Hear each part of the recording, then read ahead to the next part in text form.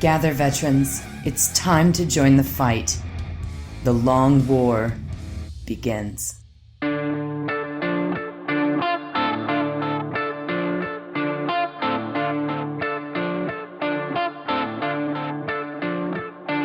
This is The Long War. I'm Robbie B. And joining me once again are my partners in crime, Kenny Boucher and Wyatt Turk from Jacket Clothes Painting. What's up, guys? Yo, dog, great to be here. Hey, how's it going? It's, I don't even know what day it is. It's podcast day. Time has lost all meaning in this crisis. Glad it's not just me. It's not. I feel like sometimes I exist. My world kind of exists in a bubble next to the you know, like world, the actual world. Yeah, the world, like, hey, everything's in all these containers, but like if those containers start to break down, like I can't keep track of things myself either. And I'm just like, I don't even know anymore. What day? Yeah, you ever just wake up like Robin Williams in Jumanji and just wonder what year it is? I haven't got there yet. But that doesn't mean it's not going to happen. Highly specific question. No, I haven't had that exact thing occur, but something else like it. I think I'm headed there. So this is our first podcast back since we took the break. We did the D&D night, bringing in all sorts of new interesting content. Full disclosure, this is another episode of the podcast that is unorthodox.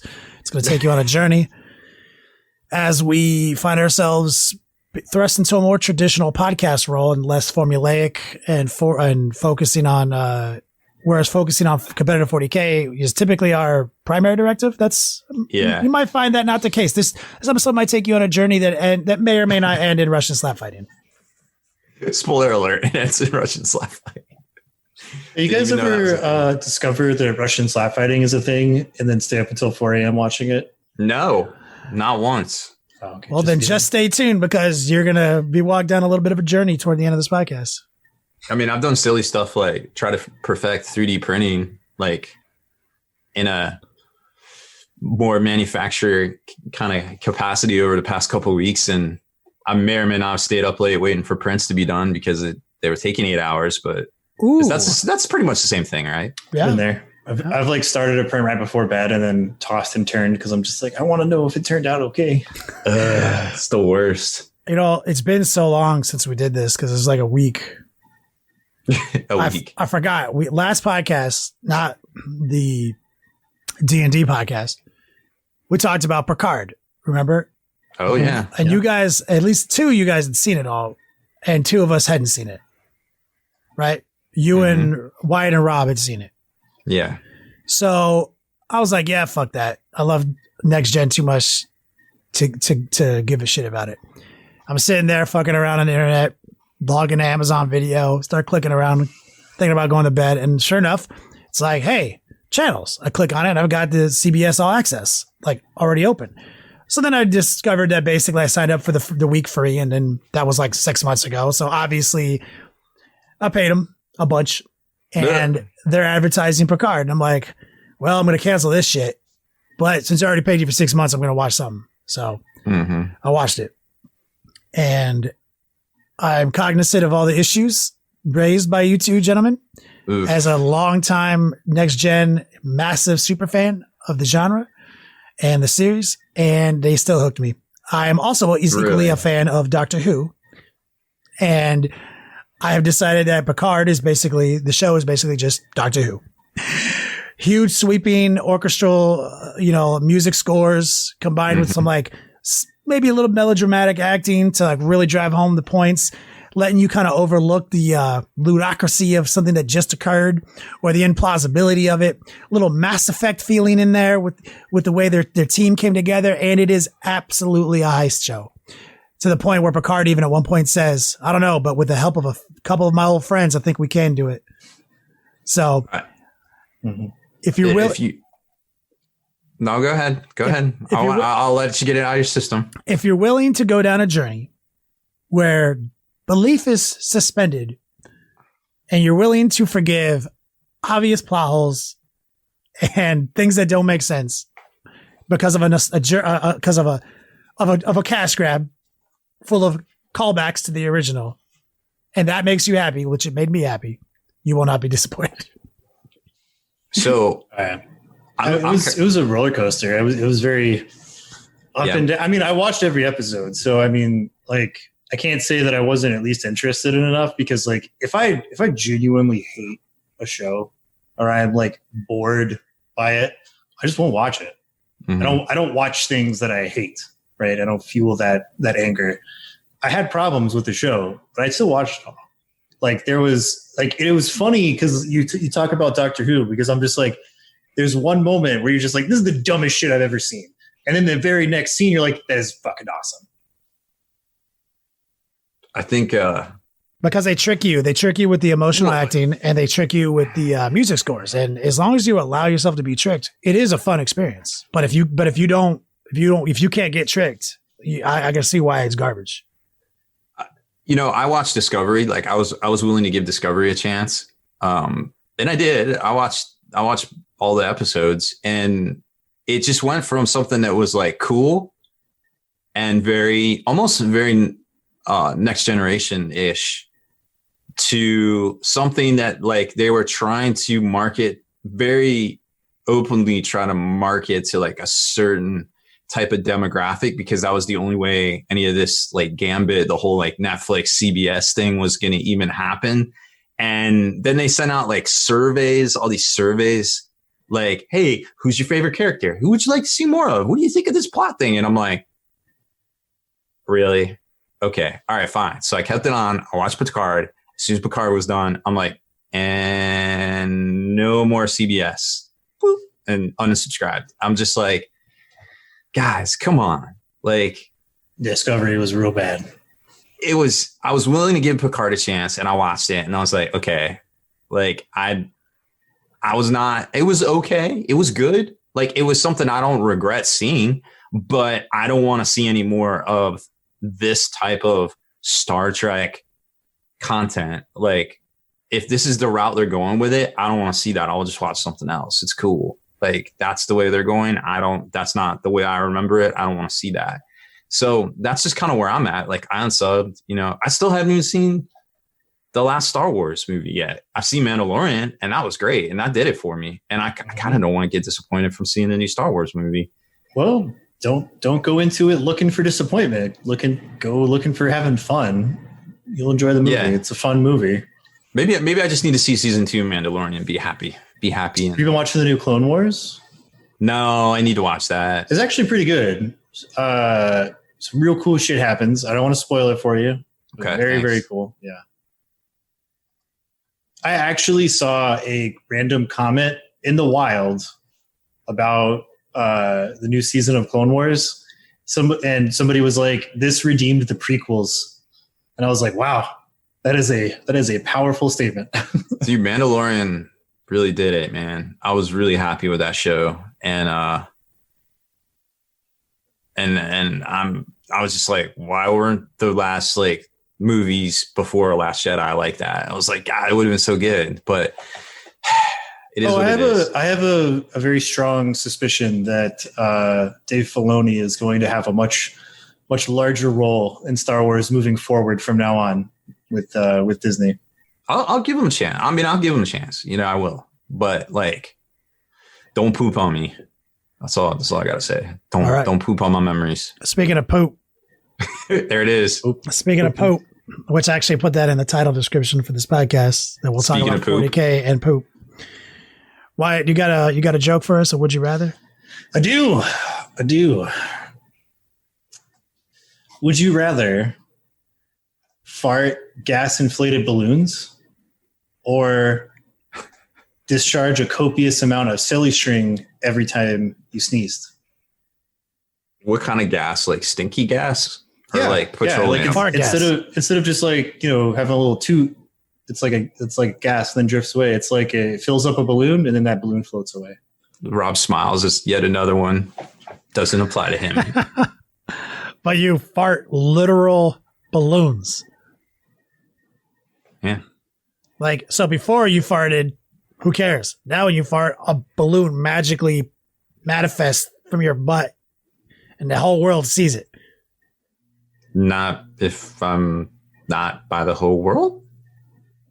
Or does it just stay there? Is it stuck? Is it stuck like the cats get the poop stuck to their tails and on their hair? Or does it like float away? Yeah, it like floats away like a balloon. So so my smells could be going out all over the world. Yeah. Huh. I mean, at least until it reaches that point where the atmospheric pressure will collapse the balloon. Or the lack thereof. Is the silly string biodegradable?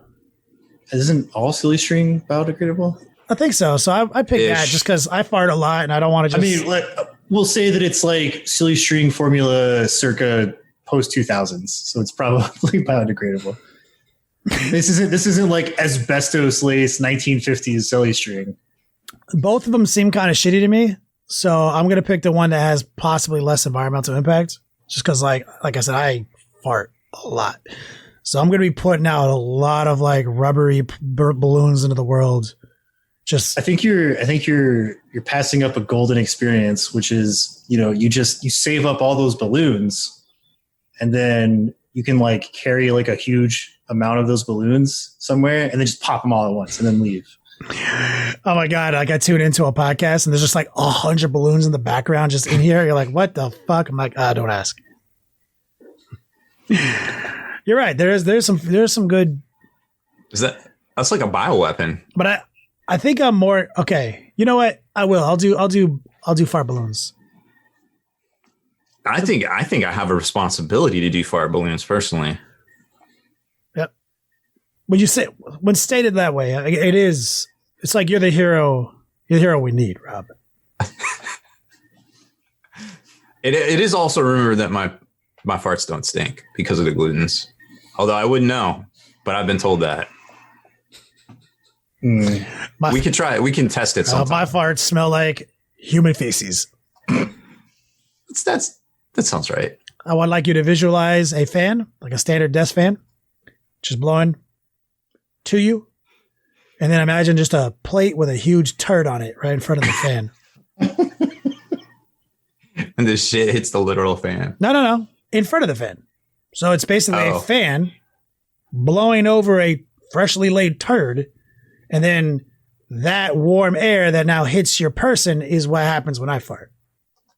So when you say that, I immediately see the poop emoji, the little like happy smiley poo on the plate. Oh. And he's happy and he's getting cooled by the fan and he's just chilling. Yeah. He is just chilling. Rob, you want to do some news? Yeah, that's what I'm here for. So in case you haven't heard, there's a new local game store exclusive coming out from GW. The Catachan Colonel, who I think most of us by now pretty much think he's, Dylan from The Predator, the 1987 classic. Dylan? Yeah. Definitely. No clue how much he's going to be. Right now, they're up for pre-order on eBay from some of the European sites for like 150, 200 pounds, which is just silly. It's rumored the stores will only get a couple. Hopefully, they will get more than that, or some sort of made-to-order fulfillment type deal. If they can do it for themselves, they can do it for local game stores, especially if they're like, hey, we're doing the right thing and trying to support you guys. Definitely hope they do the right thing there and get on that. Kickstarter wise, there's a bunch of stuff out there. I think the Wolfenstein board game Kickstarter just finished up this week from Archon Studio. If you missed that one, the miniatures look pretty dope. There is a new kind of like hobby carry case Kickstarter coming out on May 1st called Studio X. I don't know a whole lot about it. They didn't really give out any prototypes. So I guess we'll kind of have to see what's on the Kickstarter page when it hits. That's the one that it's for holding like brushes and paint, right? Yeah, and like minis and stuff for going on the go. I've seen what those look like. It's cool. Yeah, I don't know a whole lot about it. But I'm hopefully surprised that has a market. But I know some people like to go to the hangout spot and paint and stuff. So it's cool for that. It's a neat little thing. Yeah, I think it has a place. Where that place is, I'm not exactly sure. Where that place is, I will not be at. But yeah. I know many of my friends, as Wyatt mentioned just a second ago, they love to socialize in their painting time down at the local game store. And Rob, you even put a substantial investment in your old FTW games. I remember the renovation that you put into it, where you had a painting bar that was a substantial amount of real estate in your store, which was already a pretty successful brick and mortar for that exact reason. So yeah, I could see there being a vast market for this. It was pretty much always full too. It was. Like there was always somebody. It was an incredible amount of real estate devoted to that. Wiring, very classy, desk lamps, stations. Like it was classy. Yeah, I think, people just, the more and more you think about it, that our hobby is definitely a social activity. Also, Heresy Labs doing their Hades, I think it's called Hades Legion. It's basically like some redesign inspired by kind of Heresy / early 40K type vehicles and models and stuff. They all look fresh. I think they have some Saturnine style Terminators too over there. So I think they hit the stretch goal on that one. I'll have to go back and double check, but they look pretty dope. Do they have a fulfillment window for that, or is it like, wait for like 2 years? They're usually pretty quick. Oh, okay. Heresy Lab runs a lot of Kickstarters, and they usually, I want to say maybe like one a quarter. Oh, it might be like 2 a year, but usually before they start the next one, the previous ones are fulfilled. So they do right. I'm down for those types of Kickstarters. I don't like it when Kickstarters are like, hey, give us a bunch of money and we'll do this thing that we have an idea for. And then it turns out they have no idea how to run a business and like their shit never gets fulfilled. But if it's like pre-orders, basically, I'm down for those.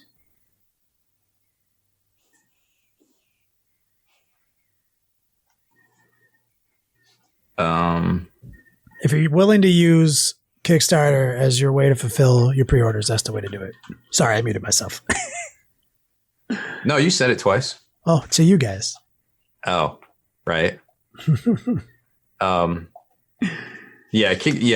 Labs have been super good. I talked to those guys quite a bit, and they seem to get it. So I definitely feel good about that. Then there's another one called Astro Demon versus RAS, I think. Astro Demons. That one is a little bit different. It's got some larger, kind of inspired by some of the greater Demon 40K stuff and some dope looking tanks. I think there's an Amarat. They're pretty good. They're pretty cool looking, and I think they're funded. There might be like 10 days left by the time you hear this on that one. So it might be worth checking out. And then Tom McFarlane's got, I think as of right now, there's 7 days left on his Spawn Kickstarter. He's redoing the old classic figure from the very first figure he came out with in 1995. Oh yeah. And to be more doper. So, and I think it's only like $25 for the figure, which in today's money is like, you get a dope action figure for like $25. I mean, I feel like that's okay. If it's like, God, those were the cool like sickest action figures back in the day. Yeah, they really were. Yeah, he does it right. So that's all I kind of got for Tabletop Market Watch. I don't know what you guys are doing on your personal Patreons. I know we are going more towards the 3D modeling stuff. Like we're going to start featuring a lot of the top makers out there, and you'll be able to download a little promo pack of a single mini from a lot of the different 3D Kickstarters out there, or 3D Patreon pages.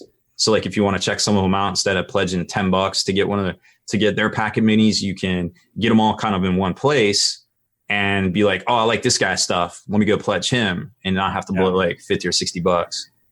I do that from time to time. I do like the Kickstarter thing where it's, you pledge, and then like the thing goes, and then it's like, hey, here's all the STLs that you wanted. So the turnaround is like super fast. Hell yeah. Yeah, they're pretty good. So there's a bunch of makers. It seems like 3D printing is really exploding right now, especially with all the folks staying home. So it's really interesting to see all the different stuff going on out there. So we're trying to get more and more. Speaking of Kickstarter, Captain Furious Gaming, he's like, any chance for another Kickstarter for Dice and Bag? Huh. Me and Rob kind of secretly vowed we'd never do a Kickstarter again. It is the worst. It's like AOL in 1998. The infrastructure on Kickstarter, the back end, very challenging. We're not really retailers. I mean, like Rob is a little bit more distribution side of it than I am, but we both do ship a lot. But what you're talking about is we're not manufacturers. So any Kickstarter we would do on that would be like just a pre-sale that is giving someone a bunch of money, but we have to go to the manufacturers to make the product anyway because we don't do our own manufacturing. Yeah. So if we do bring Dice and Dice Bag back, which we will 100%, it'll be through our portal. Like you'll be able to go on an order form on like spikybids.com and get it. That's it. We'll just handle it. It seems like that might just be better. Yeah. Less fuss. We don't really do those. Like, it's not like this huge, like, yo, this is how we pay all our employees for the year. It's more like, cost us this much money to make them. We'll sell them. Don't lose money. Mm-hmm. You know? And we absolutely will do that. But for now, I think, the swag shops are all still working, so you can still get your t-shirts and everything, for the most part. Kenny's got a bunch of dope designs. Still waiting on my Custody shirt, but that's okay. Oh, man. Get to it. I'll comment on it in a second. Wyatt has a shop too now? Yeah. JOCP. It's my initials. JOCPswag.com. You can get some sweet Jack Close painting stuff there. Got a new t-shirt design. I think the brand is there or there. I can't remember. I don't know which side it's mirrored on the stream, but that's on the new t-shirt. We also have a trucker hat with that on there. And then because all of our events got canceled, I actually brought back all of our event exclusive t-shirts that we've had for the last 3 years. I remixed those into a new t-shirt for each design. So it's not exactly the same. So the ones that I gave out to people are still very exclusive. But if you wanted a t-shirt with those cool con exclusive designs on them, you can get those now. I'm looking at them right now. That's dope. And to the t-shirt, I'm behind on t-shirt drawings. I need to do a Space Wolf, a Gazgo lookalike, a Ragnar lookalike. Ultramarine cough. I need to do a Custodes lookalike. I promised Rob. I'm really excited to do a Necron lookalike. Ooh. The issue is like with that type of art, it's for me specifically, like I'm a commercial artist by trade, so like my feelings, my mood, my emotions don't really matter when I'm doing a technical application of my commercial art. But drawing is, even though I'm like selling it commercially, still is that way for me, and I have not had the correct mindset for the last month. Every time I pick up the sketch pad to start drawing, I'm forcing it, which makes shit designs. So that's why, in a nutshell, I'm behind on those. It's not like I don't have time. I have lots of time. It's just that it's all emotions, and my emotions are wrong for it right now. But I'm looking forward to it. You know, I really want to get those designs off. I'm not gonna lie. I might, because I'm gonna do them all, but I might jump on Necrons right now because I don't know what it is. That new Necron model really got the juices flowing. You know what I'm saying? Like, it almost so looked cool. like he was crossed with a Dark Eldar. It's awesome. I'm not a huge fan of the paint job. Not that it's not well executed. It is. It's just that like too much boring ass metal. But when you look at the model, aside from that, composition wise, holy fuck, that thing is incredible. And speaking of promotions, everyone is still creating content. If you log into Twitch, like to anyone out there who's looking for content, there are more streamers than ever been before. There's more people taking a crack at it. There's more content than I've seen in years. So as far as the hobby goes, you just log into Twitch, hit that miniature figures tag at the bottom of someone's stream, and it'll load up a screen full of people putting out content. So like, there's no slowdown as far as I can tell. The only slowdown, at least on my end, is swag bags, because we do ship a lot of them, and a lot of people I interact with have switched over to making protection gear. Some people are making hand sanitizer. Some people just literally can't ship. So I just want to shout out Thrill Studios. I'm getting some minis from them right now. Mantic, I'm getting some minis from them. Shout out to Monument Hobbies, getting my Pro Krills, and Secret Web Miniatures. They're down to a one-man operation, and he's still shipping. So not to take away from any of my other sponsors who are now making hand sanitizer. Shout out to Army Painter making hand sanitizer. Hammerhead Games making protection gear. Like, there's a lot of people out there holding it down right now. But we're still going. We're still making it happen. There is a slowdown, though, in shipping across the board. I don't know how many times you can read due to COVID-19, expect, I know. It's all good. For all the emails. I know. I've accepted that, and I know everyone else has too. Yeah, basically. Oof. Yeah, but it's crazy. I don't know if you guys, where your guys' mental state has been at over the last month or month and a half, but it's been a roller coaster for me. It's it's been interesting. I feel like it's in some ways it's a bit more challenging. I mean, anybody watching this live notice I'm at a different Beats Lab right now. We took the steps to move the businesses away from each other, me and Bonet, and we both work from home, but there has been nothing else but that for the last 40 days for us. So office is in a new location, which is actually my next door neighbor's house. They're in Palm Springs during this whole thing, so they let me just commandeer their office. Which is why, in Wyatt's words, it looks like back room at a strip club, I think is what he said earlier to me. I was wondering what that rack of clothes was. It's bad. You got your concrete cinder block walls, rack of nondescript clothing, huge mirror with massive vanity lights. Like it's like a dressing room in a strip club. Yeah, dog. that's definitely a strip club. You're right. Now that you say it like that, I'm like, oh, I see it. I see it now. Makes sense. Well, it is. You're right. You need to make a sign that's just says like ball fondlers with a Z. background. Yeah. Fuck. I'll do it. Where's the casting couch? Core mechanical. I'm sitting on it. I'm the one auditioning. Oh, it's gonna get so bad. Oh, it's so brutal. Paid jobs wise, I'm kind of out of 40K stuff, so now I'm going to be moving into some of my backlogs. And Rob, I'm finally going to paint that model you sent me that you keep asking me about. I just thought it would do good for you. It's like a not Primark. Yeah, gonna do it. So look forward to that. If it's the model I'm thinking of, it's going to definitely rustle some jimmies. Ooh, tickle some pickles. Yeah. Is it, Rob? I don't know. I don't know. I haven't even. The box you sent me has remained unopened. Rob wants to. He's being so secretive about it. Is he? Damn it! I asked him straight up what it was, and he was like, "I don't know. I don't know what it is." Oh, he's doing his lizard man thing. Yeah. All right, got it. All right. Well, we can transition unless you guys got more. We have a whole podcast that we recorded before we recorded this part, which is just the intro. Mm-hmm. So please forgive us for this journey that you're about to set off on. It's about typical for us. I regret nothing. I'm just going to say you're welcome. Yeah, I regret nothing.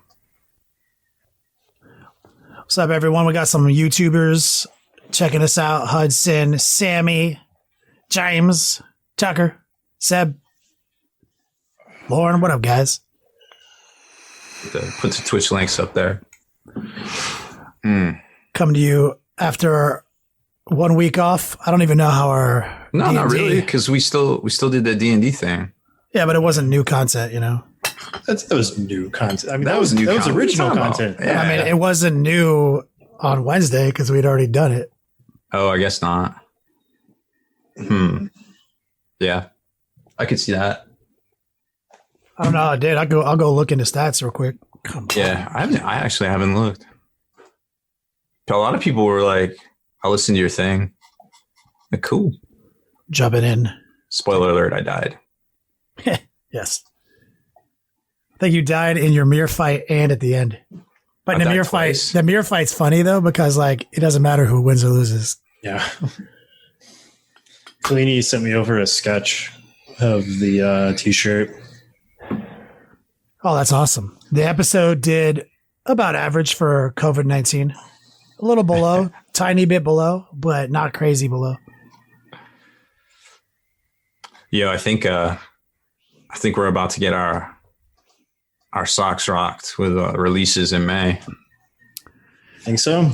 Yeah, because it's the end of their fiscal year, May 31st. So like I have a sneaky suspicion they're going to try to push out both the Psychic Awakening books and all the releases for it.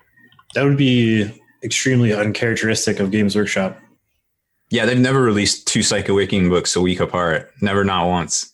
No, I mean, like, their model is usually like, all right, we got 1 week of releases, and then like they stagger it out week by week by either every other week or week by week. So, I mean, if they're going to squeeze everything that we've been waiting on into the month of May, that's going to be like crazy. I definitely suspect they are, because they're going to want to get that money for their results. And think about it too. Usually the first week of June is when they push out the huge, like their Q1, because it's their Q1 like spike in sales. Like last year was Contrast. Actually, this weekend last year, they were like, Duncan was all at Warhammer Fest saying, yo, Contrast. And they had all those dudes over there making them videos like, Contrast is the best thing ever. And then a month later it came out and they made all those retailers buy those $4,000 racks. And then I think a week later, all the Apocalypse bundles came out too. Or maybe that was a month later. But either way, they had a really good like month 1. So something tells me they're going to try to catch back up, get the bus started again, and then speed on through into June and drop them Forge Roll books. I mean, if they really wanted to be savage about it, they could come out with a bunch of like one-click bundles and call it Apocalypse bundles. Like, sorry, we've been down for these few months. There's some extenuating circumstances, but here's some bundles for the Apocalypse. What if they do Apocalypse 2 bundles? Because I mean, it was such a success last year. Literally two every 6 months, do a big bundle drop. Like, it can't be a bad thing. I don't know. I'd be interested in some of the metrics for like regions, because Apocalypse was like the most lukewarm release of last year for our region. Like nobody gave a fuck about it. Yeah, but they bought nobody bundles. Oh, I guess online, yeah. Yeah. We didn't get like any pre-orders. I think like 2 people bought like the rules for Apocalypse, and that was yeah. That sucks. Dude, it was $100 box for like a bunch of cards and paper. I wasn't down. Not even the bundles. I'm talking like the rule book. Yeah, that's what I was saying. Like, it was $100 box. No, we had it separately. No, it was like $100 bundle. Was it? Yeah, just for like the rules and cards, just to play. Okay. And then you still had to buy the cards for like the factions. And I was we sold like we did 2 pre-orders, and that was it. We didn't even sell them off the shelf. Dang. That's not good. I put up our logos. That's why I wasn't talking. I saw mine was super huge for a minute. I appreciate that brand name recognition. Yep. That's the one I made for your shirt for you. So that's why it was literally so fucking big. Nice. I grabbed the wrong one and I was like, well, fuck it. Too late. This fancy. Like 10 inches by 20 inches or some shit.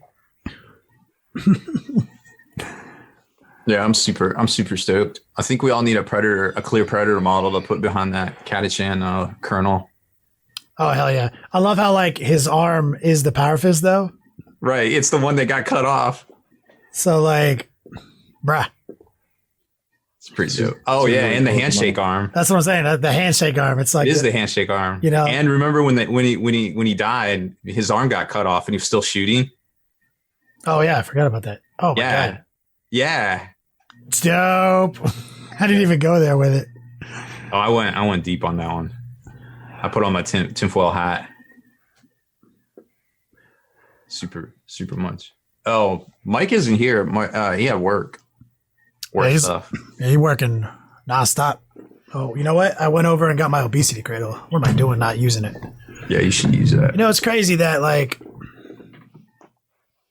just like little changes in your desk layout are uncomfortable. Even though I'm sure that like this would be fine. This is a very reasonable desk. It's just that the fact that it's just like 2 inches different in height than my other desk. First world problems. Gotta get that adjustable. Oof. Yeah. Yep. Kalini just threw up the little handshake emote in the chat. Nice. which is, There it is. hilarious. But yeah, so what are your big predictions, Rob? I saw that earlier you mentioned some articles you're working on. Well, I mean, there's definitely some FAQs we need, right? There's the Black Library figures are technically unplayable because you have to be keyword Talons of the Emperor. So they said new custody rules were coming. So I guess some sort of clarification there. Deathwatch needs an FAQ because they're technically the good Marine rules. The big FAQ was supposed to come out last month for 40K in general. Would have been after Adepticon, right? Yep. And Saga of the Beast. We need Saga of the Beast FAQ. Wait, Saga, yeah, that's it, right? Ragnar and Gazgul. Yeah. Yeah. So we got four big updates we're waiting on too. Yeah, I think that's right. There's probably something I'm forgetting about. It's just all kind of blurring together. I mean, need is a strong word. Desire. Yeah. I don't really need an FAQ right now to not play 40K. Well, sure, but I mean, taking at face value, I mean, Deathwatch, if allowed to have some of those. Yeah, I mean, like if there's a tournament next week, yeah, 100% we need that FAQ. Yeah, everybody's going to be like, oh, suddenly these black Ironhands dreadnoughts are Deathwatch. Like, that's a spot on impersonation of every gamer that's not you. That's my not me voice. I'm sure there's some respectable people. Oh, yeah. What about the Necrons? That's right, Silu. What about the Necrons? I don't know. They had a cool new model. Is it tinfoil hat time? I could do this for hours. Let's go. Do it. So we know there's two new models, right? There's an Inquisitor and Severius or whatever his name is. Mm-hmm. So the only time when there's been two new models, they usually come in a box set. So we're probably getting another Psychic Awakening box set, right? The question is, will they have new Necron units in it? Because we didn't see new units for Gazgul. It was just Gazgul and Ragnar. So I guess it depends on when they're deciding to release it, because if it's not going to release until like June, then they have a ton of time to, build up more hype for this book and talk about some of the new units. But the pessimist side of me is basically going to be like, yeah, it's probably like that new guy with like some, 15-year-old Necron warrior models in there too, I think, I don't know. I'm sure people in the chat have an idea too, but I think probably some of the models that need to be redone the most are definitely the flayed ones, maybe the plastic destroyers, the plastic warriors. You don't like them fine cast flayed ones, though? I mean, here's the thing, though. Those are the best models ever made. So they need to start redoing models that people want. Does that make sense? Like, nobody gives a fuck about flayed ones. They're on, like, nobody plays them. Unless they get an update. Well, they need a huge fucking update for them to be a real deal. But it'll probably not be that. It'll probably be like a general army-wide update that everybody else has gotten. And what we need is new Necron warriors and new, what are the other ones? The bigger guys? Immortals? Yeah. The Immortals are like, they're right on the... Destroyers? New ones. I think the destroyers. Yeah, Immortals we're probably not going to see because they just got an update. Yeah, I mean, I don't know what GW's guidelines for that is, but it's like, Orcs is a good one. Like, every human on the internet, it says we need new boys, right? We need new Orc boys. The meat and potatoes of this army. We need more. We need a better front and center. Honestly, cooler I don't sculpt. know why that wasn't their like first thing. Like, if they're going to update a bunch of models, like if you just update the basic troop choice, a lot of these factions become a lot more tantalizing to get into. But I mean, like Eldar Guardians, terrible. Orc boys are terrible. There are a lot of parts warriors. too. Yeah, like so many of these units. Like, I mean, even Imperial Guardsmen. Like, now that we only have literally one option for Imperial Guardsmen troops, because the other stuff either isn't sold or is on like one of those made to order windows that they do every once in a while, and those are fine cast. Yeah. So I don't know. Like one thing that I'm kind of hoping for now that we've seen 2 of these new Catachan people is a new line of Catachans. That would be sick because those OG Catachans, they're old and busted, man. That was the first plastic trooper box. Yeah. For the new generation. What was it? 2nd edition Catachans that were all metal. Like those looked better than the plastic ones. Mm-hmm. The sculpts were better.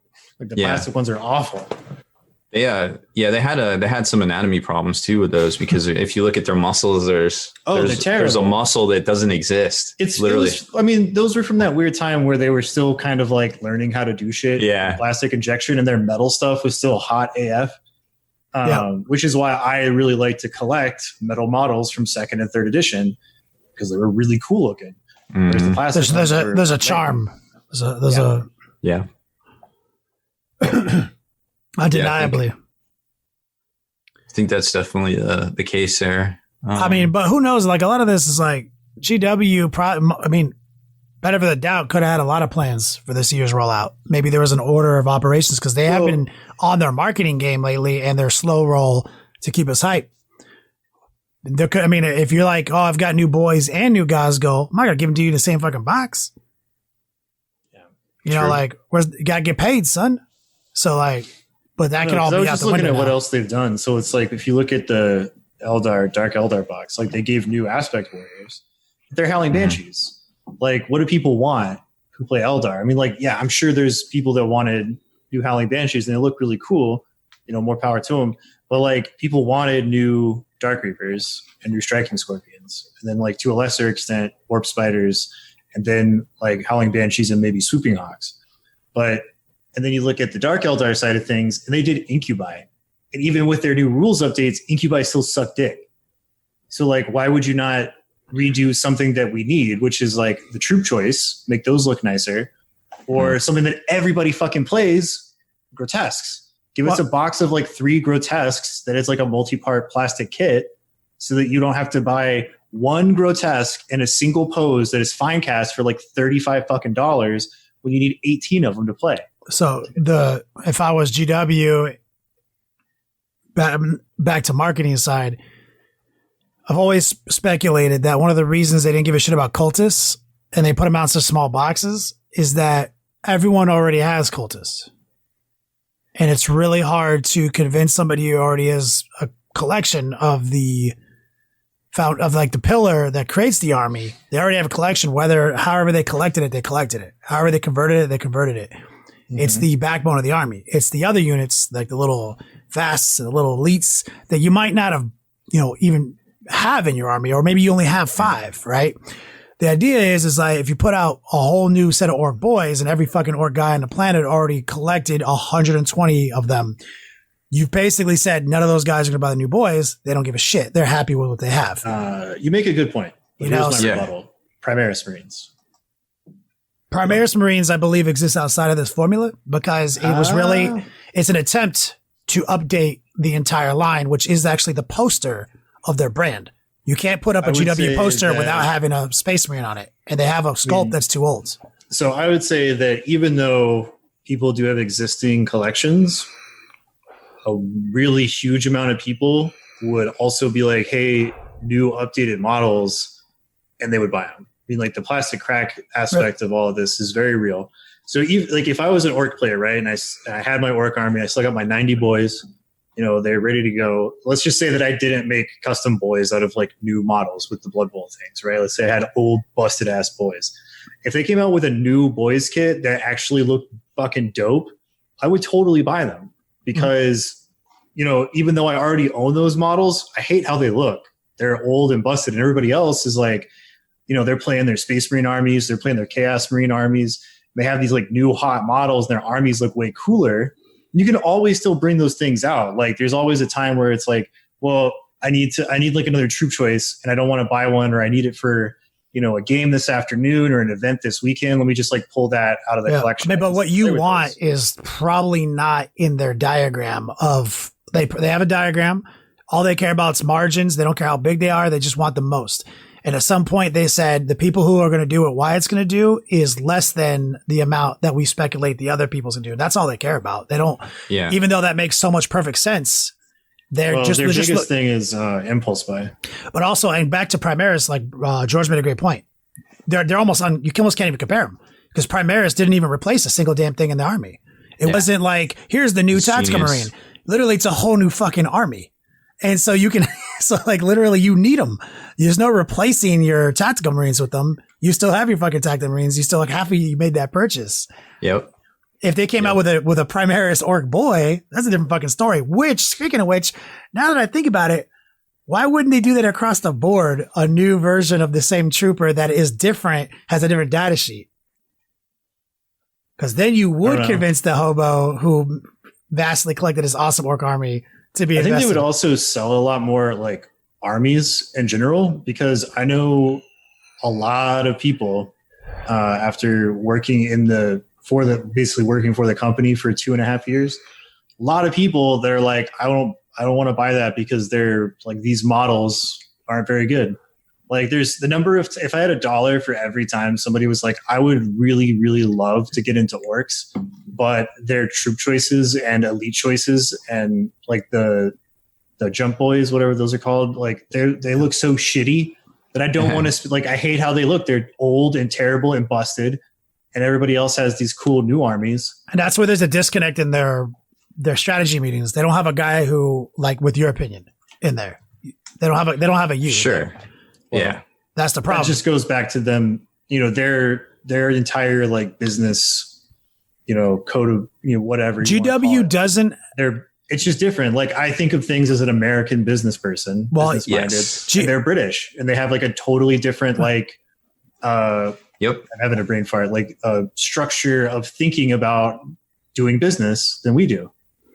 Yeah, and also there's like another subcategory. Like some companies are obsessed with short-term game, and some companies are about the long game, right? And a lot of companies make short-term decisions that are worth a lot of money that at the end of the year are actually lateral and not up, right? As you see these effects on your market. GW is totally obsessed with that, the short-term gain. Now, I'm not saying it's always been a lateral move. There have been whole years that it has been lateral. Recently, it has not. It has been all up. So there's no incentive for them to stop this. They have like 2 combined years of incredible growth, obsessively chasing short-term profits, which have now turned into long-term profits. So like, they may have had a guy like you in the room who was like, yeah, but like in 3 years, imagine if you do this. They may have had a guy like you, but then after 2 consecutive years of just mad money, gangbusters, they probably fired that guy. They don't care. They probably fired that fucking guy.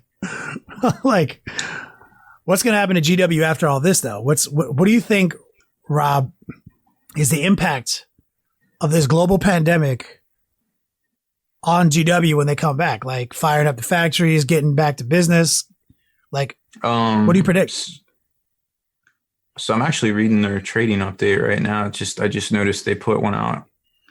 They said, so apparently right now their stores are open in Netherlands, Scandinavia, and China.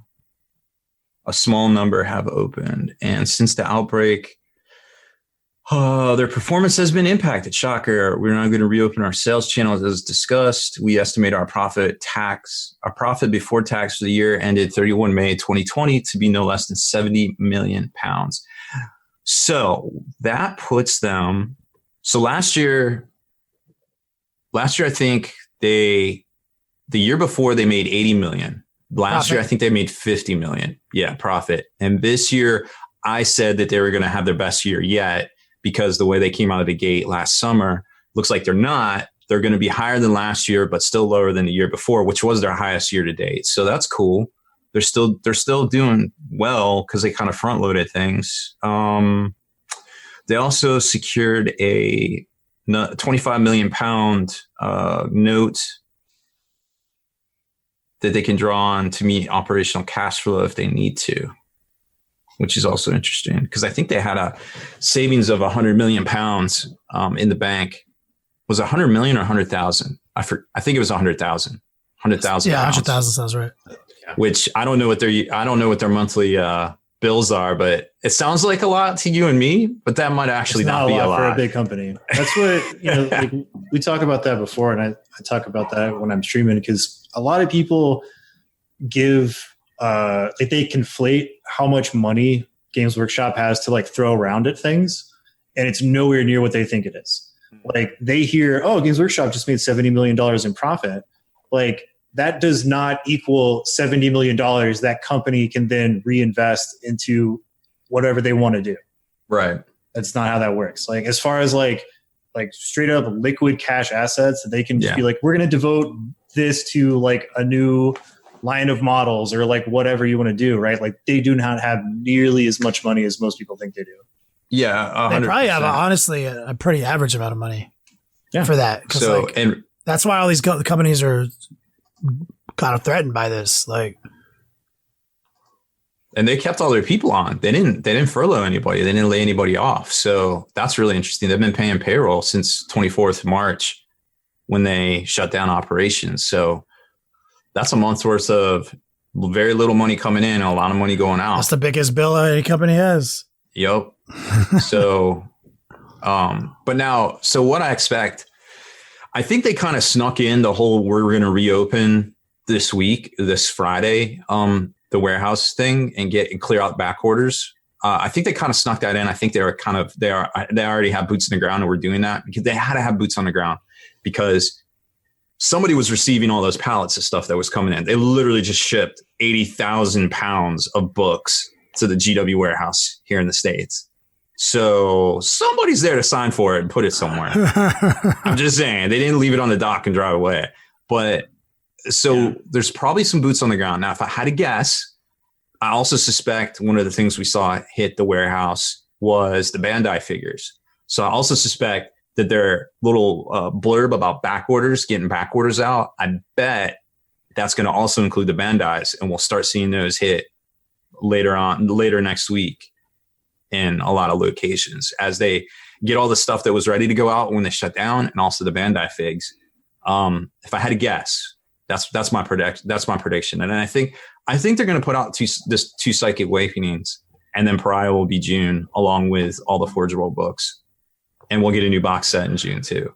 When are we going to get that book that has the new Knights and Dark Mechanicum shit in it? This month, I would think May. Well, it's technically April. I would think May. Mm-hmm.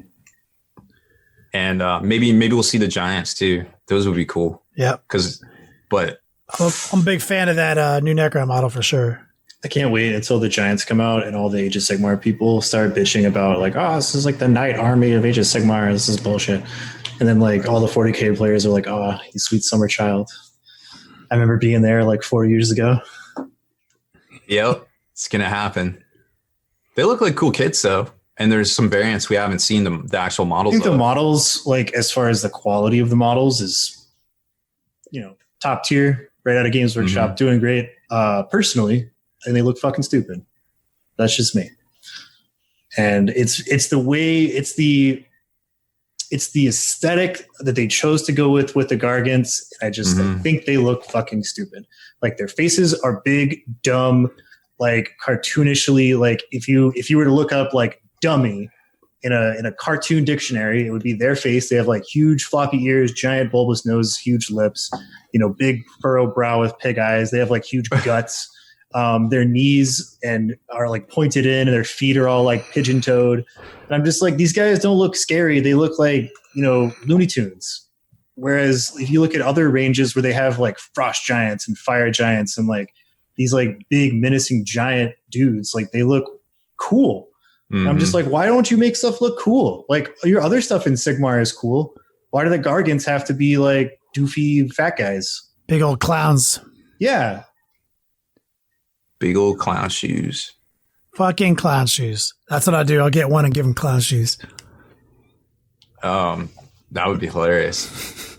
Yeah, I think there's a lot of potential for May to be a big month for folks. And I think the other benefit to GW too is that they're going to be able to ship the stuff out. So if your local game store isn't open yet, you'll still be able to get whatever because they'll ship it to you. If your game store opens back up, that's still a thing. if some of them, a lot of the local retailers are open for like, you are allowed to call in what you need, and then they have like 2 days during the week where you can come and like pick it up at the curb. That's kind of where we're at right now. I don't know how in Texas, other parts of the country. Yeah, I think that's what they're doing here. You can only have like one person in the store at a time or something, or it might be based on square footage. Like you can have so many people per square foot, but they have to be like at markers away from each other or whatever. And like Walmart's got like one-way aisles, like on the grocery department or something. I heard like you can't go to Walmart. So. Yeah, you can only go one way. Do everything I can not to go in there. I don't think I've been inside of a Walmart in like 3 years. It's too close to home, being from Florida, to go inside a Walmart. You know. I feel you. I grew up in small town Texas. I know how it is. It's like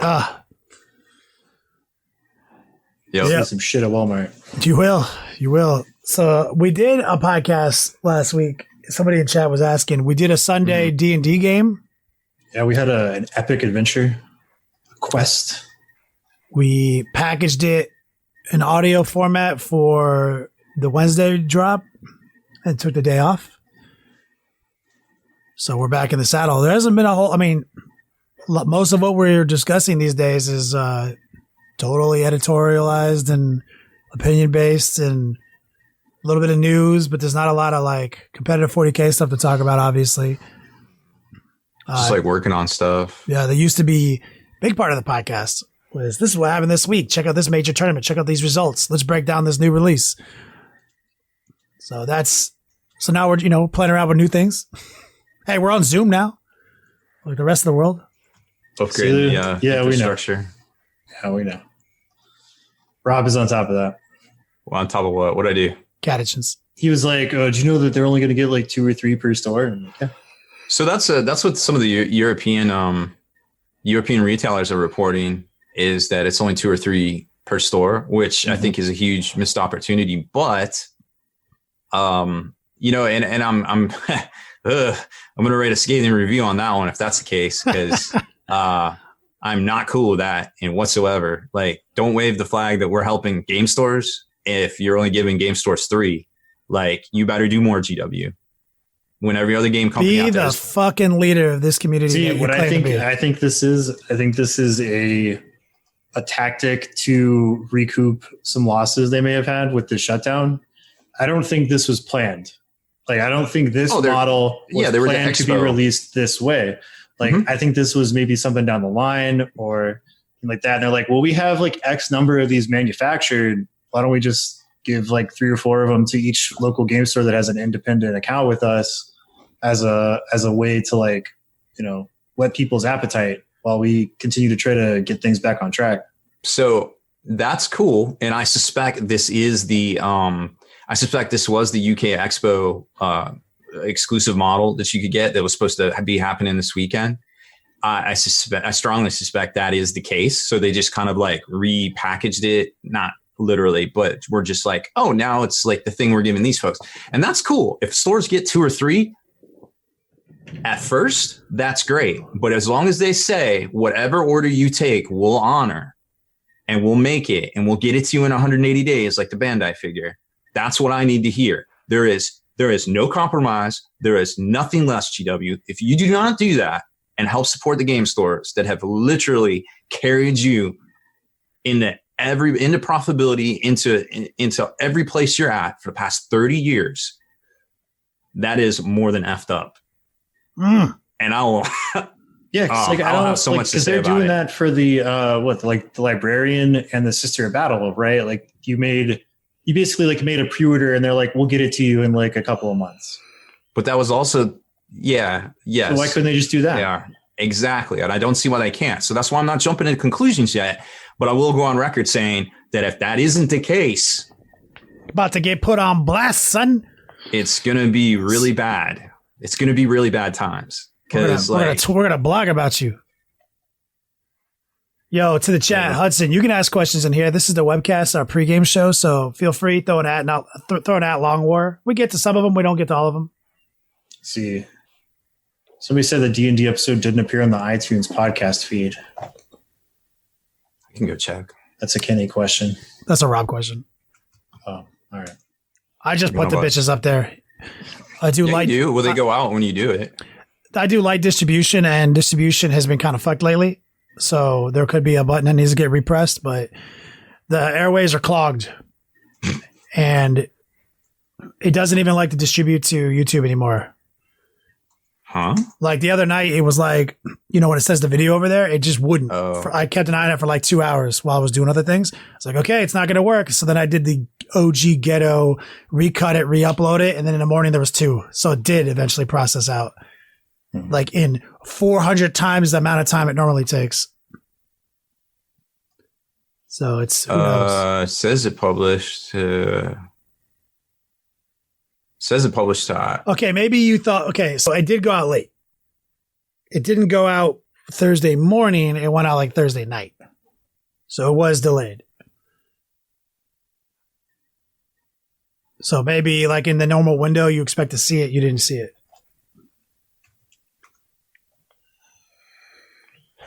Let me check something else.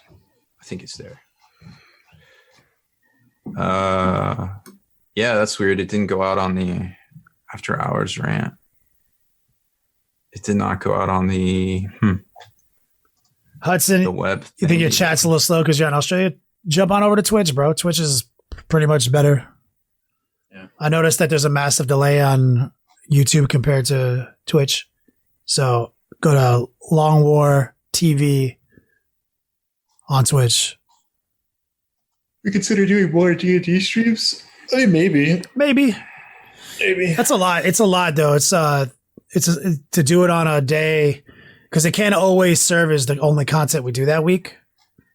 That was kind of just like a bonus that week because I was taking that day off anyway for my birthday. But it's tough to squeeze in another 3-hour broadcast in addition to what we do. So I'm not opposed to it. And I don't think the guys are either. It's just, you know, we'll take them when we can get them, you know?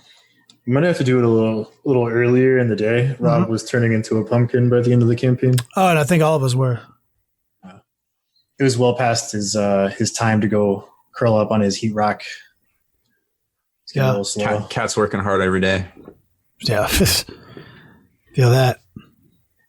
Tony says, been loving y'all shows of lately. Your D&D was great. Brought back fond memories of the 3.5 days. I'm glad you liked it, man. No, Haspil today. No, Haspil working his butt off right now. He's twice as busy as he was before all this shit. He's in proposal writing for contracts. So like, I think the companies are all like scrambling to contract out for the whole year because they don't know what's like. I think in industries like that, whatever's happening right now isn't seen for like 18 months. So like they're going hard right now. Busting his ass. Oh, Jaegerbomb just donated some money over on the tubes. Is GW doing previews for May? See now, Warhammer Fest won't happen. Similar to what they did for Adepticon, what might the tease in said preview? What might they tease in said preview? Probably the Forge World books. I imagine we'll see an announcement for a preview probably on the 11th or the 18th, or excuse me, the 9th or the 16th probably, because I think Memorial Day, what day is Memorial Day? 25th? Something like that. Yeah, so they won't do anything on the 23rd. So the 9th or the 16th, they'll probably put something out. I would imagine it would be more the 9th than anything, just so they can be like, hey, we're going to come out with some releases, back-to-back stuff, maybe. Infinity question. Ooh, makes me happy. I love Infinity. Sammy, you want to get into Hawk. So Infinity actually has a really cool web browser list builder that is also tied into their rules wiki. So really all you need is that army builder. And I think you have to have, to be able to play, you have to have one lieutenant, and many data sheets for the units in the game have a lieutenant option. And then I think you have to have a certain number of core units. It might only be like 2 or 3 guys, something like that. Usually, maybe even 1 or 2. But yeah, really, you can play whatever you want. They have a couple of box sets that have like a squad where it starts off at the 150 or 100 to 150 points because they do 150 and then 300 as their playing levels for points values. And I think they have 2 or 3, which are tied to like the generic and then the sectorals. But yeah, you can basically do whatever you want. But I recommend getting the Infinity Army Builder app. That'll definitely help you out. I'm not like a super expert on Hakkaslam, but there's some really cool units. They have there's a sniper unit that they have that's pretty cool. And a couple of like jetpack dudes that are really neato. I just forget what they're called. It's like all my stuff is US Ariadna. And I had a Drew's Bayram Merc Company list that I put together, and Drew's, they pull from Hakkaslam units. So I only know a couple of them.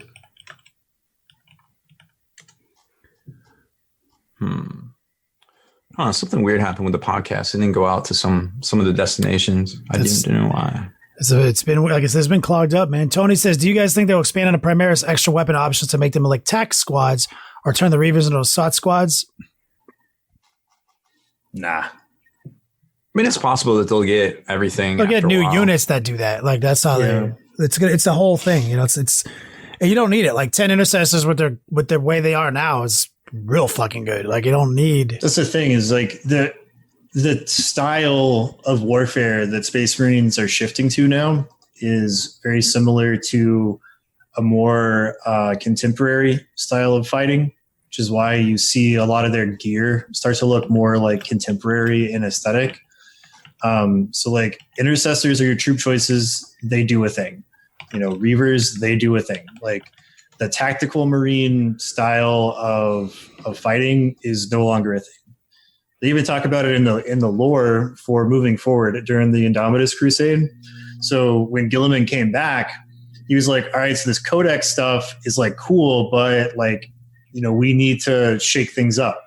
And so now that they're fielding these Primaris Marines in much larger numbers than the chapters have during the past, 10,000 years or what have you, they're moving back to a more Legion style of warfare, which is why you have like squad dedications to a single battlefield role rather than the very tactically flexible TAC Marine squad with like a couple of special weapons and a heavy weapon and that kind of thing. It's just, they're not doing that anymore.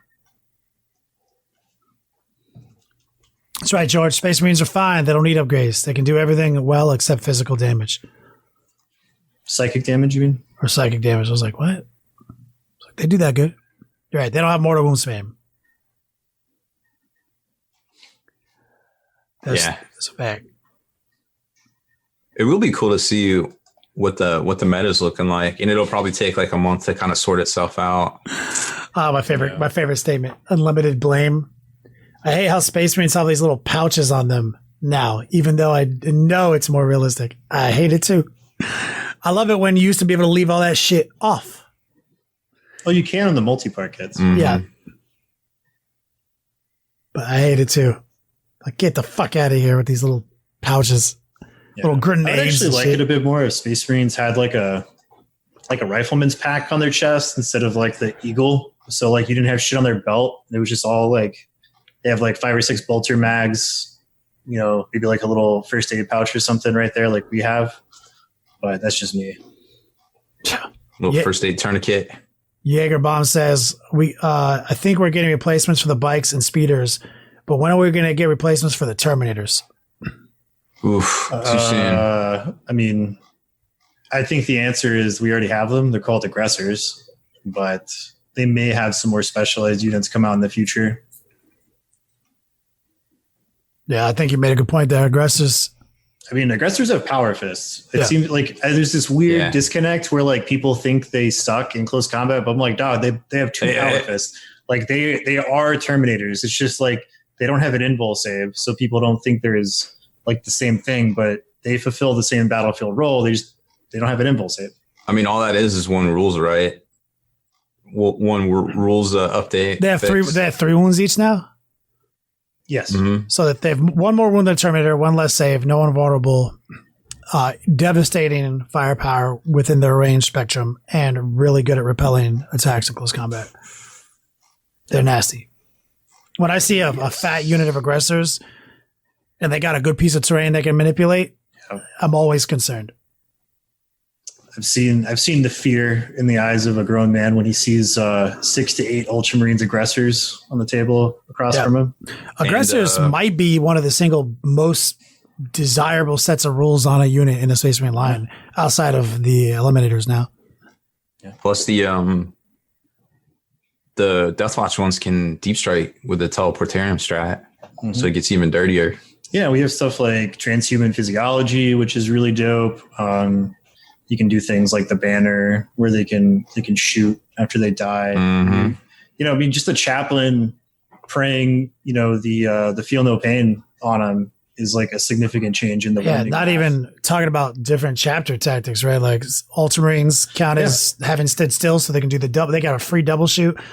Salamanders can pay a stratagem to double shoot, like even if they moved. Like, I mean, I won't lie. I mean, like, I feel you. There's definitely been a number of times where I'm like, fuck, I wish I had a 5-up invul on these guys, but it's fine. Like, they don't particularly need it to do what they need to do. Like, if anything in the Space Marine decks actually needs an invul save, it's their vehicles. The infantry is fine. I'm totally fine with them not having an invul save. I think pretty much every vehicle above like a certain class in the game should just be stock 3-up, 5-up. Like tank class vehicles, 3-up, 5-up, and apply that to other things that might not be considered a tank under those. Like, well, we'll see. There'll be a shift with the engine war rules because we know knights are gonna get a little bit of a bump somehow, right? It's true. Fingers crossed for my Lord of Skulls. Oh, yeah. Lord of Skulls rules in that book. Wouldn't that be neat? I mean, I'd be a happy boy. But I mean, if Chaos Knights are dope too, I might pick up a couple of Chaos Knights. Something tells me everything's gonna get a little bit more better. Mo better. I'm with it. As soon as this shit is over and we can start going to conventions again, I'm gonna be scheming up a fucking storm, dog. I don't even know. I think ATC's canceled, so yep. The summer is pretty much empty on major stuff. Yeah, they got. See, so like what I'm kind of worried about right now is that we're seeing a lot of stuff get canceled that's not supposed to even happen until like August. So we're sitting here. It's basically May 1st. So what happens if, you know, like we start opening things up during the month of May, and these things that are supposed to take place in like June, July, August have already canceled? I mean, like they can't just be like, oh, well, no, you know, we called it too early. You know, they're already like canceling shit. So people are like canceling their hotels and their plane tickets. And they're getting refunds and stuff like that. It'll just be the local scenes will just be right. I see all that. I'm saying is like, I kind of wish these guys would hold off a little bit. You know, it's like we saw, what was it? I think like ReaperCon just canceled. And it wasn't supposed to happen until July-ish, I think. But it's physically what it takes to make that occur. Yeah, is happening now. They can't do anything about it. I totally understand. Yeah. I just personally, I kind of wish they might hold off a little bit. Like just wait another month. Yeah, on a personal note, I would as well. But I understand.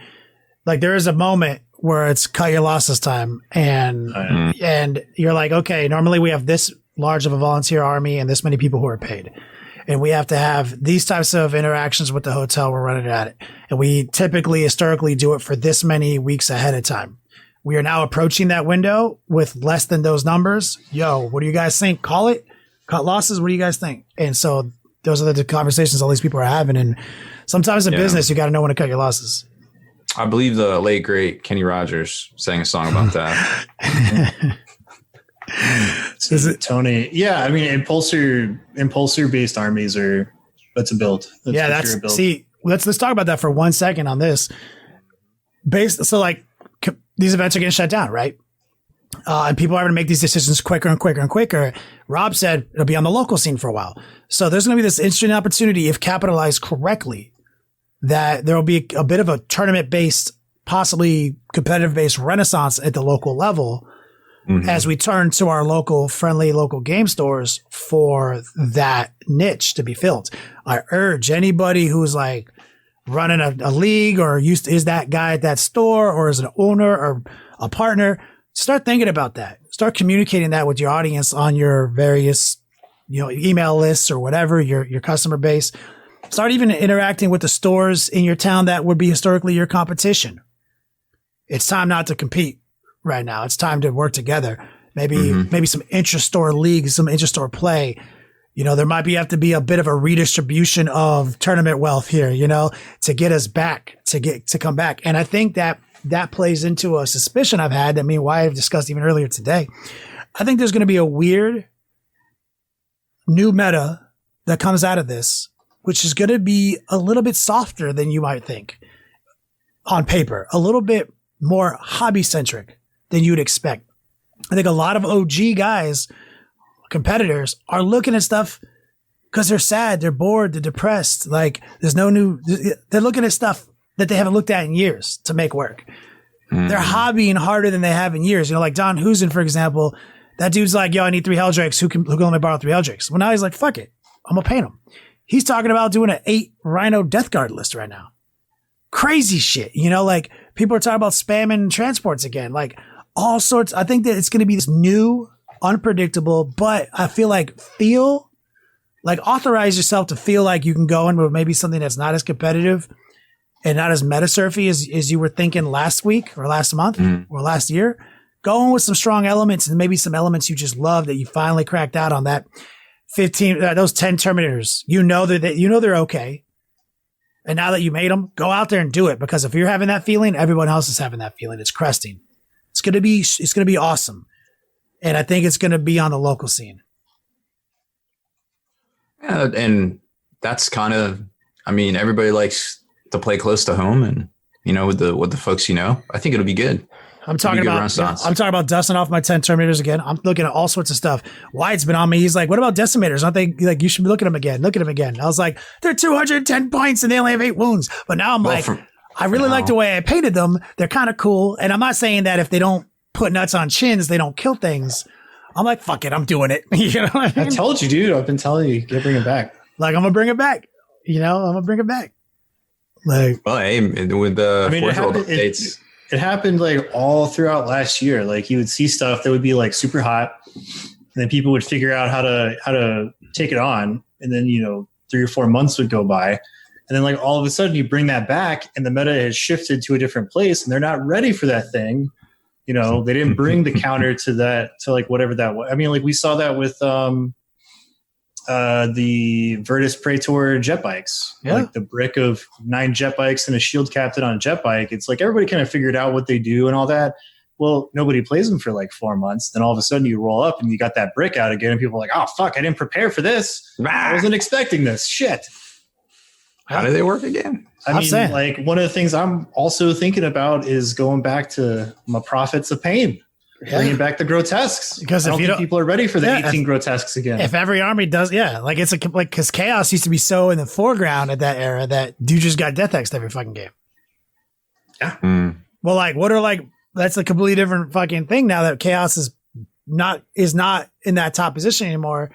They're not the most played army anymore, and they have multiple different ways of being played, and there's a lot more gatekeeper lists. It's time. That's what I'm saying. It's like, don't overthink the meta right now. Doesn't exist. Just go with something dope.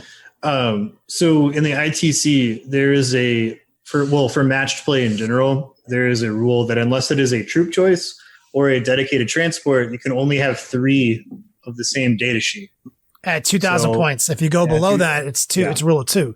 But he might be talking about homebrew rules. Like, there's lots of people saying, I don't know, some people are like really anal about it, and they Highlander lists or Highlander tournaments are kind of popular, and like old hammer style tournament scenes. You might have a group of guys who runs tournaments that you're seeing doesn't like the way the state of competitive 40K, and they put like a Highlander like kind of caveat on the tournament. They're going to let you you have one. A bunch of old guys that are super gatekeepy and whiny about the current state of rules. That's probably why they have that. Why they got to be old? Because they usually are.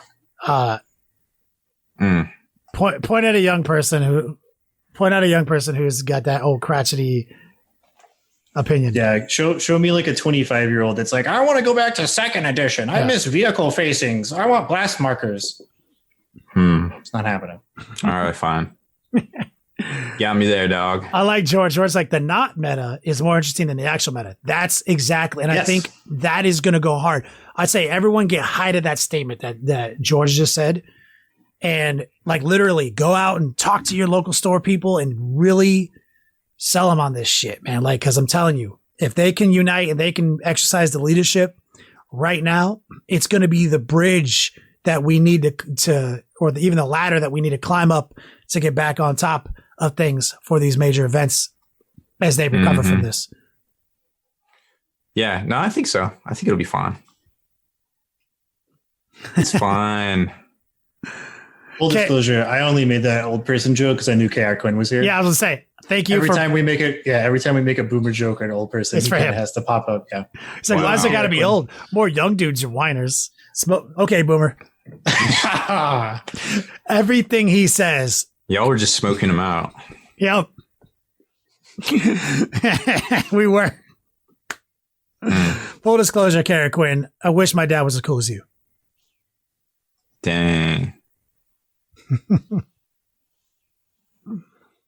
Wish my dad had a sweet beard like you. I wish I had a sweet beard. Yeah. Fuck it. I wish we all had sweet beards. I mean, you had a sweet beard going and you were like, nah, I don't like it. Let's shave it off. Who? Kenny. Oh, I was like, not me. The only beards that are sweet are the ones that actually extend off of your face and down to your chest. That's what I mean. Like, what are those beards that are just, like magnificently oiled and they're no different than like the hair on your head? Like, that's what I mean. Those are gross.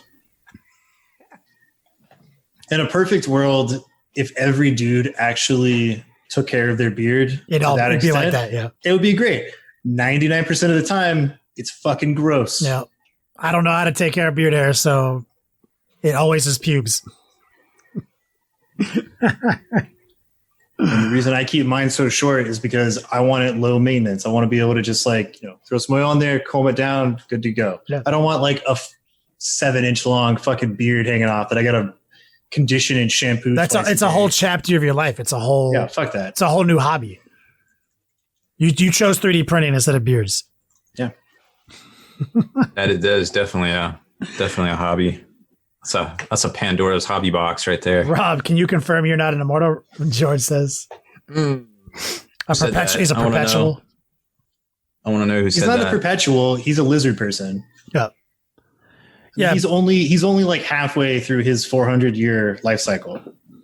I'm telling you guys, just got to get cats. They have 9 lives each. You can siphon off. Oh, okay. Word. So you're like a spirit vampire. Yeah. Kalini gave me the sketch for the D&D shirt, and Rob is like literally squanched with a robe.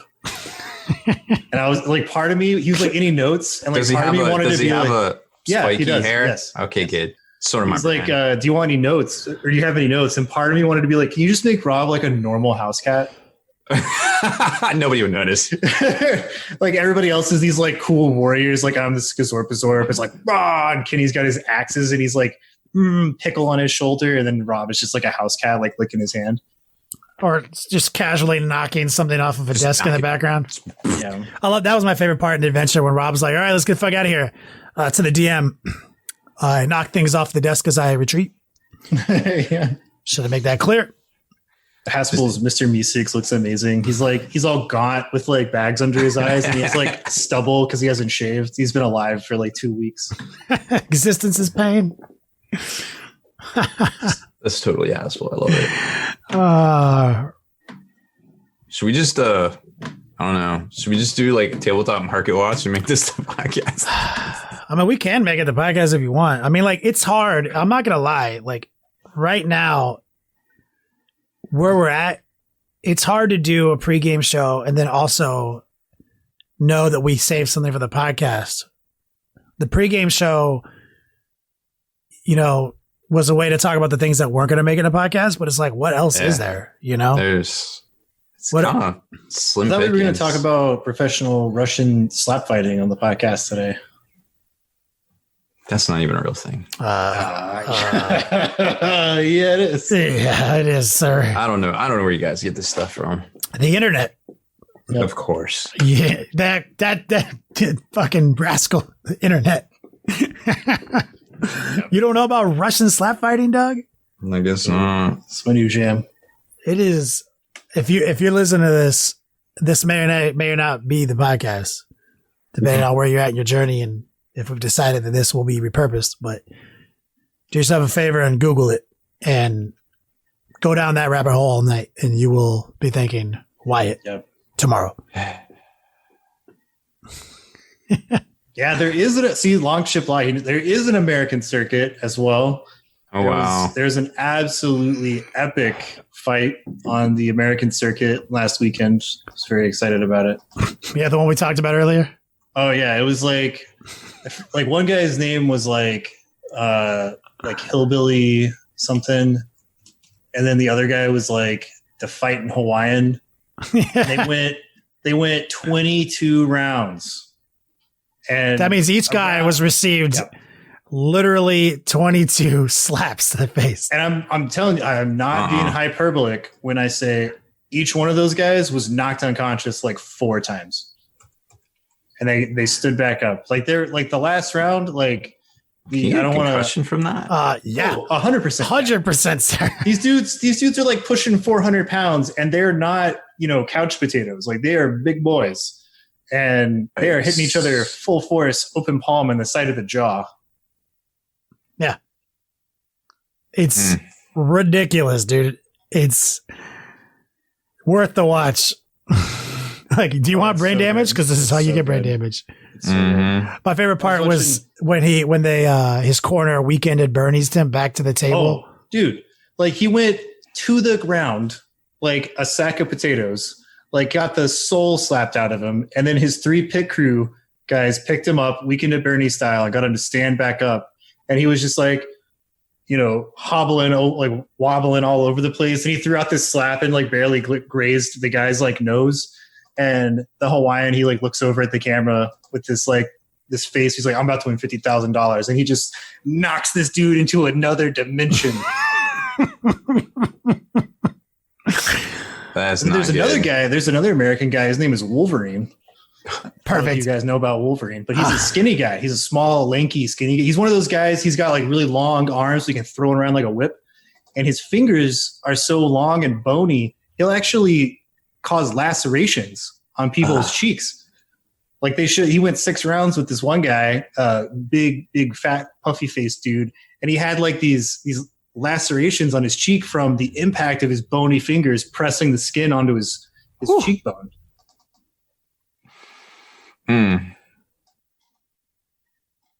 Dizzy. So yeah, that makes the cut. That's good podcast material. All right. I mean, I'll let Rob decide. I mean, do you want to do this all again, or do you want to just do like some tabletop market watch? I don't even know what there is. I guess Catachan Duder and Wyatt might not even be anything. Yeah, Wyatt brought up the thing that needed to be brought up. Go familiarize yourself with slap fights. Talked about tinfoil. So the way I discovered, there's a guy on YouTube. He's got like a variety type channel, and one of his interests is the Russian slap fighting circuit. He does like color commentary, and it's amazing. So I'll find that channel while you're organizing your notes. Let's see. Oh, here it is. Perfect. All right, I'm going to post this in the chats for everybody, so the YouTube peoples can get it too. Perfect. What was it when you guys just like made shit up for that one tabletop market watch? What did you call it? I don't know. I don't think I delineated it. Don't we always make shit up? No, you're like that one time I wasn't. We called it nerd shit. Was it nerd shit? No, there was something else. Like it was some. I know what Rob's talking about. It was like it was. Yeah, I can't remember. I'm sorry. There's no way I can remember what I called it when I typed it into the table of contents. Oh, I take a lot of liberties sometimes, Wyatt, when I'm programming the table of contents. Yeah, he does. Yeah, I'll be like, Wyatt goes on for 15 minutes about slap fighting, like shit like that. and people need to know this is a growing sport. Have you been watching bare knuckle championships too? No. That's another one. It's not that great right now. Oh, are you talking about like the pancreation? No. league? Pancreation used open hand strikes. This is an actual like UFC style boxing match. It's boxing rules, bare knuckle. It's called like bare knuckle. You can Google it on YouTube, and they've been getting a lot of steam behind them. They're a fight organization, which is interesting because if you guys are, I feel like a lot of people are fans of mixed martial arts these days, especially if everyone listens to Joe Rogan's podcast. You can't help but be a fan of him and also not know about his background. Yep. And I agree with him so much when he talked about like taking the gloves off the fighters. It actually causes less damage. Because like you don't hit full force, you know, therefore you don't have the same, like actually it looks more brutal, but boxing is, it looks more brutal than boxing, but boxing is worse for you. It's why professional football had an exponential rise in injuries the more padded they got, because it gives you that buffer zone to go beyond what you normally would. Because like if you were to hit somebody across the yard line, like, you know, if a receiver's like running across, you're gonna T-bone him as a defensive back. Like there is that little thing in your brain that's like, if I hit him this hard, I'm gonna hurt myself real bad. Mm-hmm. But when you're wearing pads and a helmet, it turns that limiter off, and that's why those guys just destroy each other. Yep. Turns out that regardless of getting hit on the button on the mouth, if your head gets thrown back and your brain shifts, that connective tissue damage deteriorates, and that's what happens to boxers, right? And whereas like mixed martial artists, they can go into the mid 30s and just peak finally because if they ever did get finished, it was quick. Someone turned their lights off. But the bare knuckle boxing is kind of to that point, but it's kind of like Joe Rogan almost like kind of backpedaled him and like Brandon Schaub talked about. They're like, all right, we may be wrong. It looks too brutal, regardless of what you think. Like it just is so brutal looking and so ludicrous that like, okay, this might not actually be a sport. And they're getting a bunch of washed up OG UFC fighters go in there, cut each other up real bad. But I did go down a 2-hour rabbit hole watching those fights. Yeah, JP is, you are correct. That's the reason they put the gloves on. It's because when they created all of those insurance rulings, the prevalent thinking was that the gloves were safer. But then advancements in sports science revealed that it is in fact not. But getting a bunch of bureaucrats to change insurance law is real fucking hard. Yeah, to become a sport, you need rules, and you need to follow, and you need to go with whatever the modern convention at the time was. You know, there's a reason you can't do a 12-6 elbow in the UFC still. And there's no reason why you can't outside of like in the very beginning when they were saying, we're a sport, license us. They were like, we don't like the way it looks because we saw this guy in an ice breaking competition break 6 blocks of ice using that move. So that's obviously more dangerous than sweeping elbows that generate obviously more force. So like there's a lot of weird things that occurred when you become legit. Just like, hey, we play tournaments. So much different than casual play. Got to have a set of rules. So that's it for this one. Make sure you head on over to thelongwar.net and become a veteran of the Long War today.